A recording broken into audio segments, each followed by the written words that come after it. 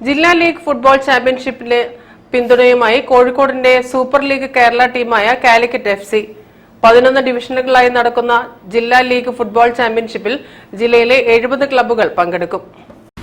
ഒന്നാമത്തെ കേരള സൂപ്പർ ലീഗിൽ തന്നെ വിജയികളായിക്കൊണ്ട് കോഴിക്കോടൻ ഫുട്ബോളിന് ഒരു പ്രത്യേക മാനം കൈവരിക്കുന്നതിൽ കാലിക്കറ്റ് FC വലിയൊരു പങ്ക് വഹിച്ചിട്ടുണ്ട്. കഴിഞ്ഞ ചാമ്പ്യൻഷിപ്പുകളിലെ ജനപ്രാതിനിധ്യം തന്നെ ഇതിലെ വിജയകരമാണ്.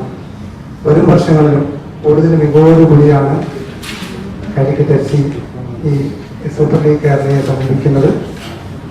അതോടനുബന്ധിച്ച് കോഴിക്കോട് ജില്ലയിലെ ഒരു മെമ്പർ ക്ലബ് എന്നുള്ള നിലയിൽ കോഴിക്കോട് ജില്ലാ ഫുട്ബോൾ അസോസിയേഷനുമായി സഹകരിച്ചുകൊണ്ടാണ് അവിടെ ജില്ലാ ലീഗ് ചാമ്പ്യൻഷിപ്പിന് സ്പോൺസർഷിപ്പ് നടത്തുന്നത്.